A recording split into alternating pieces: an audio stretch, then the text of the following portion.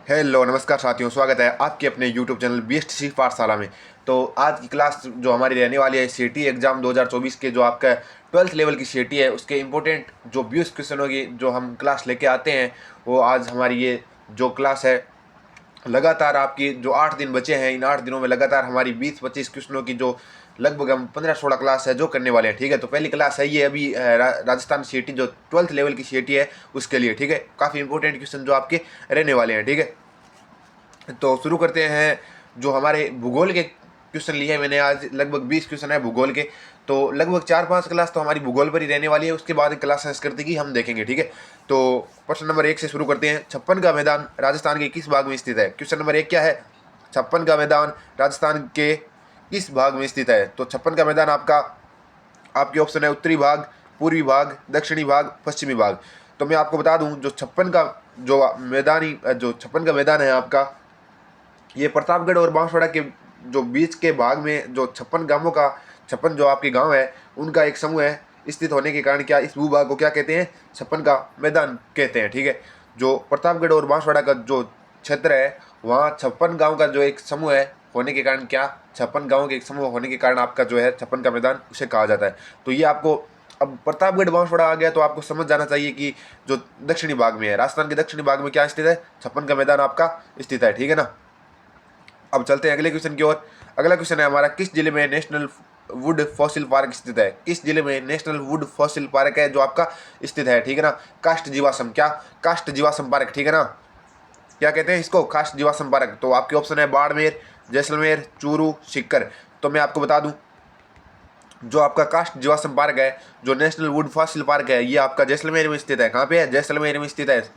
तो साथियों एक बार क्लास को शेयर कर दीजिए फटाफट से क्या कीजिए, एक बार क्लास को जो आप शेयर कर दीजिए। ओके, चलते हैं अगले क्वेश्चन की ओर। अगला क्वेश्चन है क्वेश्चन नंबर 3 हमारा, पश्चिमी मरुस्थल राजस्थान के लगभग कितने क्षेत्र के घेरे में है? ठीक है ना, तो जो आपका मरुस्थल है उसका जो भाग पूछा है, राजस्थान के कुल क्षेत्रफल का मरुस्थल है जो लगभग कितने क्षेत्र में है, तो मैं आपको बता दूं ये आपका 60% से अधिक है। क्या 60% से अधिक है? ठीक है ना,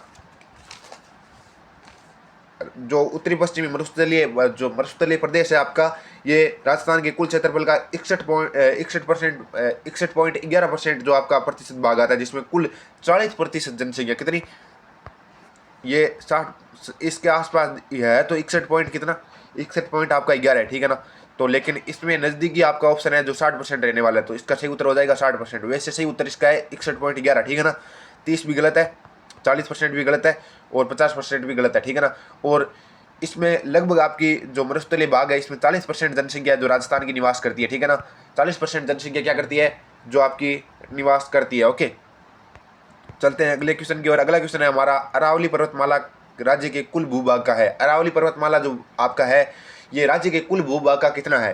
क्वेश्चन ये है। ठीक है ना, तो आपके ऑप्शन है 7.1, ऑप्शन नंबर 2 7.4, ऑप्शन नंबर 3 है आपका 9.1 और ऑप्शन नंबर 4 आपका साथियों जो 13.2 है। ठीक है, तो अरावली पर्वतमाला राजस्थान के भूभाग का कितना परसेंट है? तो मैं आपको बता दूं 9.1। क्या 9.1 है जो आपका 9.1% आपका राजस्थान के भूभाग का है। ठीक है ना, राज्य के भूभाग का 9.1% आपका जो अरावली पर्वतमाला घेरता है। ओके, चलते हैं अगले क्वेश्चन की ओर। अगले क्वेश्चन है हमारा क्वेश्चन नंबर 5वां, जो राजस्थान में सबसे ऊंचा पर्वत शिखर, राजस्थान में सबसे ऊंचा पर्वत शिखर किस जिले में है? ठीक है, तो फटाफट से एक बार कमेंट बॉक्स में इसका उत्तर दे दीजिए। तो राजस्थान में सबसे ऊंचा पर्वत आपका जो पर्वत शिखर है वो किस जिले में है?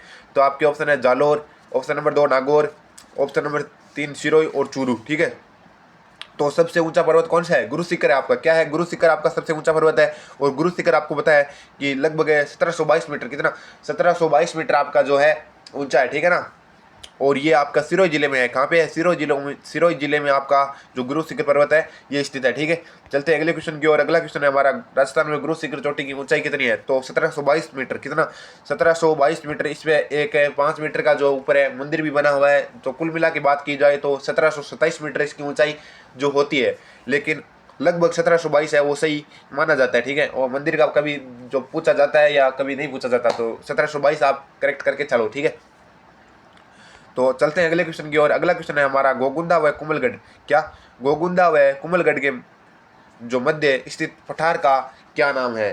तो फटाफट से एक बार कमेंट में उत्तर दे दीजिए इसका। बोराट का पठार, लसाड़िया का पठार, मेवाड़ का पठार, ऊपरमाल का पठार। तो मैं आपको बता दूं साथियों, जो गोगुंदा और कुमलगढ़ के मध्य जो आपका पठार स्थित है, इसका नाम है आपका बोराट का पठार। क्या बोराट का पठार इसका सही उत्तर हो जाएगा, ठीक है ना। बोराट का पठार जो गोगुंदा और कुमलगढ़ के मध्य स्थित है। चलते हैं अगले क्वेश्चन की ओर। अगला क्वेश्चन है हमारा, राज्य का सबसे ऊंचा पठार। क्या राज्य का सबसे ऊंचा पठार? तो आपके ऑप्शन है गिरवा, आपके ऑप्शन क्या है, गिरवा, उड़िया, त्रिकूट, लसाड़िया। तो मैं आपको बता दूं, जो राजस्थान का सबसे ऊंचा पर्वत है ये लसाड़िया का, जो ये उड़िया का पठार है। क्या है? उड़िया का पठार जो राजस्थान राज्य का सबसे ऊंचा पठार आपका जो माना जाता है, ठीक है। चलते हैं अगले क्वेश्चन की ओर। अगला क्वेश्चन है हमारा क्वेश्चन नंबर 9। उदयनाथ पर्वत राजस्थान के किस जिले में स्थित है? उदयनाथ पर्वत है राजस्थान के किस जिले में स्थित है? तो उदयनाथ पर्वत आपका, आपके ऑप्शन है Jaipur, option number 2 Ajmer, option number 3 Alwar और सीकर। तो मैं आपको बता दूं साथियों, जयपुर आपका गलत उत्तर है, अजमेर भी गलत है, सीकर भी आपका गलत है, अलवर इसका सही उत्तर हो जाएगा। क्या क्या साथियों, अलवर आपका उदयनाथ पर्वत कहाँ पे है? उदयनाथ पर्वत आपका अलवर जिले में है, ठीक है ना। अलवर जिले में स्थित है आपका उदयनाथ पर्वत। काफी इंपॉर्टेंट क्वेश्चन है आपका। राजस्थान में वार्षिक औसत वर्षा, राजस्थान में वार्षिक वर्षा औसत कितना है? तो काफी इंपॉर्टेंट क्वेश्चन है, काफी एग्जामों में आपका पूछा गया है, ठीक है। तो फटाफट से एक बार कमेंट बॉक्स में उत्तर दीजिए। तो आपके ऑप्शन है 48 से 52 सेंटीमीटर, ऑप्शन नंबर 2 63 से 67 सेंटीमीटर, और 57 से 58 सेंटीमीटर, और ऑप्शन नंबर 4 58 से 62 सेंटीमीटर। तो साथियों मैं आपको बता दूं, आपका जो राजस्थान में वार्षिक वर्षा औसत है वो 57 से 58 सेंटीमीटर है, ठीक है ना। 57 से 58 सेंटीमीटर के मध्य जो आपका वार्षिक औसत माना गया है, ठीक है ना साथियों। तो चलते हैं अगले क्वेश्चन की ओर। अगला क्वेश्चन है हमारा क्वेश्चन नंबर 11। राज्य का सर्वाधिक आर्द्र जिला, ठीक है ना, सॉरी यहाँ पे आर्द्र जो आपका छपा नहीं है, ठीक है ना। क्या है? आर्द्र जिला, जो आर्द्र पूछा है, ओके। तो राज्य का सर्वाधिक आर्द्र जिला कहलाता है, इनमें से जो कौन सा जिला है जो राजस्थान का सर्वाधिक आर्द्र जिला है? तो उदयपुर, झालावाड़, बांसवाड़ा, चित्तौड़गढ़। तो साथियों झालावाड़ क्या हो जाएगा? झालावाड़ इसका सही उत्तर हो जाएगा, ठीक है ना। झालावाड़ राजस्थान राज्य का सबसे आर्द्र जिला, सर्वाधिक आर्द्र जिला जो माना जाता है, ठीक है ना। सबसे ज्यादा वर्षा, ठीक है ना। चलते हैं अगले क्वेश्चन की ओर। अगला क्वेश्चन है हड़ौती का पठार की मिट्टी। हड़ौती पठार की मिट्टी आपकी किस प्रकार की है? क्या कछारी मिट्टी है? ऑप्शन नंबर 2 क्या लाल मिट्टी है, या भूरी मिट्टी, या मध्यम काली? तो साथियों जो हड़ौती का पठार है आपका, इसकी जो मिट्टी है आपकी मध्यम काली है। क्या है? मध्यम काली है, ठीक है ना, मध्यम काली है, ओके। चलते हैं अगले क्वेश्चन की ओर। अगला क्वेश्चन है हमारा, राजस्थान की कुबड़ पट्टी कहाँ पे है? राजस्थान की कुबड़ पट्टी जो कहाँ पे है, जिसे बांका पट्टी भी कहा जाता है, ठीक है ना। ये क्या है? इनकी जो कमर है, जो यहाँ का जो पानी है, इसके कारण क्या, इस जो फ्लोराइड है इसकी मात्रा, नमक की मात्रा है जो आपकी ज़्यादा होने के कारण क्या, जो यहाँ के जो निवासी है उनकी जो कमर है वो थोड़ी क्या हो जाती है, बांकी हो जाती है, या जो मुड़ जाती है। तो ये आपकी भरतपुर अलवर का है, ऑप्शन नंबर 1 भरतपुर अलवर, कोटा बूंदी, बांसवाड़ा डूंगरपुर, नागौर अजमेर। तो मैं बता दूं साथियों, आपका नागौर और अजमेर इसका सही उत्तर हो जाएगा। राजस्थान की कुबड़ पट्टी कहाँ पे स्थित है? ये अजमेर और नागौर में स्थित है, ठीक है ना। चलते हैं अगले क्वेश्चन की ओर। राजस्थान में परवा कितने रूपों में पाया जाता है? राजस्थान परवा कितने रूप में पाया जाता है, ठीक है। तो मैं बता दूं साथियों आपको, राजस्थान में जो परवा क्षेत्र है आपका, ये परवा क्षेत्र कौन सा पूछा है? नदियों वाला, ठीक है ना, परवा क्षेत्र। तो ऑप्शन है आपका 2, ऑप्शन नंबर 2 आपका 3, और ऑप्शन नंबर 3 आपका 4, ऑप्शन नंबर 4 आपका 5, ठीक है ना। तो आपका जो परवा क्षेत्र है, राजस्थान में परवा क्षेत्र है जो, वो आपको जो 3 रूप में पाया जाता है, ठीक है ना। 3 प्रकार का है। कौन कौन सा आपका?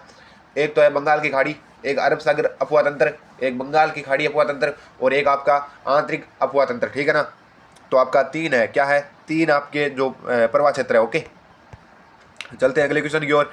वह नदी जिसका उद्गम मध्य प्रदेश से होता है और अपना जल खंबात की खाड़ी में उड़ेलती है, वह है, ठीक है ना।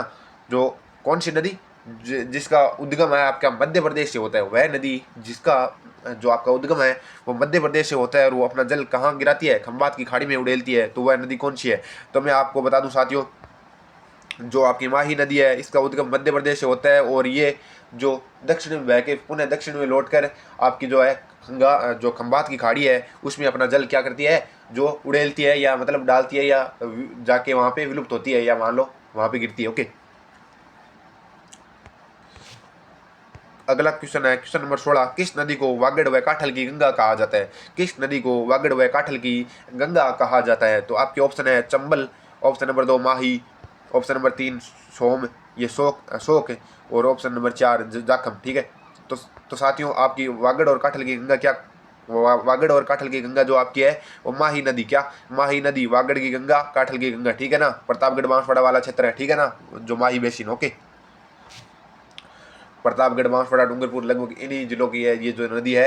ये आदिवासियों की क्या, आदिवासियों की एक मान लो जीवन रेखा मान लो आप, ठीक है ना।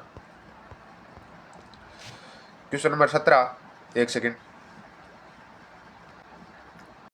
तो क्वेश्चन नंबर 17 आपका है साथियों, जो लूनी नदी मुख्यतः किस राज्य में बहती है। लूनी नदी जो आपकी है वो मुख्यतः किस राज्य में बहती है। तो आपके ऑप्शन है राजस्थान, गुजरात, पंजाब, हरियाणा। तो सीधी सी बात है हम राजस्थान जी के पढ़ रहे हैं, ठीक है ना। राजस्थान जी के पढ़ रहे हैं तो लगभग आपका जो राजस्थान जी के से क्वेश्चन ऐसा, अगर ऐसा क्वेश्चन पूछा जाए ना तो सीधी सी बात है अपना राज्य का नाम, ठीक है ना। तो राजस्थान, लूनी नदी सबसे ज्यादा कहाँ, राजस्थान में बहती है, ठीक है ना, सर्वाधिक बहती है, ओके। चलते हैं अगले क्वेश्चन की ओर। अगला क्वेश्चन है क्वेश्चन नंबर 18, राज्य में पूर्णतः बहने वाली सबसे लंबी नदी। राज्य में पूर्णतः बहने वाली सबसे लंबी नदी। तो आपके ऑप्शन है चंबल, लूनी, बनास, माही। तो पूर्णतः बहने वाली सबसे लंबी नदी कौन सी हो जाएगी साथियों, ये आपकी हो जाएगी बनास, क्या हो जाएगी, जो बनास नदी आपकी ये हो जाएगी, ठीक है ना, पूर्णतः बहने वाली सबसे लंबी नदी, ओके। चलते हैं अगले क्वेश्चन की ओर। अगला क्वेश्चन है हमारा क्वेश्चन नंबर 19। और आज का जो 20 क्वेश्चन की क्लास हमारी रहने वाली है, बहुत ही शानदार क्लास जो आज की रही है, ओके। तो एक बार आप क्लास को शेयर कर दीजिए, काफ़ी इंपॉर्टेंट क्वेश्चन रहने वाले हैं, लगभग 400-500 क्वेश्चन पढ़ेंगे और काफ़ी इंपॉर्टेंट, परीक्षा की दृष्टि से काफ़ी इंपॉर्टेंट क्वेश्चन आपके जो रहने वाले हैं, ओके। तो क्वेश्चन नंबर 19, राजस्थान के राजसमंद जिले में कुमलगढ़ के निकट खमनोर की पहाड़ियों से निकलने वाली नदी का नाम। राजस्थान की राजसमंद जिले की क्या, क्या बोला है क्वेश्चन, क्वेश्चन को आपको ध्यान से पढ़ना है, एग्जाम में भी क्या करना है, क्वेश्चन को बहुत ही ध्यान से पढ़ना है। राजस्थान के राजसमंद जिले में, राजसमंद जिले में कुमलगढ़ के निकट खमनोर की पहाड़ियों से, कौन सी पहाड़ियों से, राजसमंद के खमनोर की पहाड़ियों से निकलने वाली नदी का नाम। तो लूनी नदी, बाणगंगा नदी, बनास नदी, माही नदी। तो लूनी नदी आपके नागपाड़ अजमेर से निकलती है, ठीक है, ठीक है। और माही नदी आपकी मध्य प्रदेश, जो मध्य प्रदेश है वहाँ से निकलती है। तो बनास नदी जो आपकी है, क्या बनास नदी जो आपकी है, ठीक है ना, कौन सी नदी, बनास नदी। बनास नदी का उद्गम आपका राजसमंद जिले के कुंभलगढ़ के निकट खमनोर की पहाड़ियों से होता है, ठीक है। तो बनास सही उत्तर हो जाएगा इसका, ठीक है ना, बनास आपका सही उत्तर हो जाएगा, ठीक है। चलते हैं आज के अंतिम क्वेश्चन, ठीक है। एक बार क्लास को शेयर कर दीजिए और क्लास को लाइक तो करके ही जाइए, ठीक है ना। अगर अच्छी लगे तो बढ़िया बात है, अगर नहीं लगे तो एक बार कमेंट बॉक्स में बता दीजिए कि भैया ये जो आपकी है क्लास, मान लो ये पार्ट खराब है, या मान लो आपकी कोई भी अगर समस्या है तो बता दीजिए एक बार, ठीक है। तो क्वेश्चन नंबर 20, नवलखा सागर किस जिले में है। नवलखा सागर झील है, ये क्या है, एक झील है, ठीक है ना, नवलखा सागर एक झील है। नवलखा सागर झील किस जिले में है, जोधपुर, उदयपुर, बूंदी, जयपुर। तो मैं आपको बता दूं साथियों, नवलखा झील है जो आपकी बूंदी में है, कहाँ पे है, बूंदी जिले में जो आपकी नवलखा सागर झील है वो है, ठीक है ना।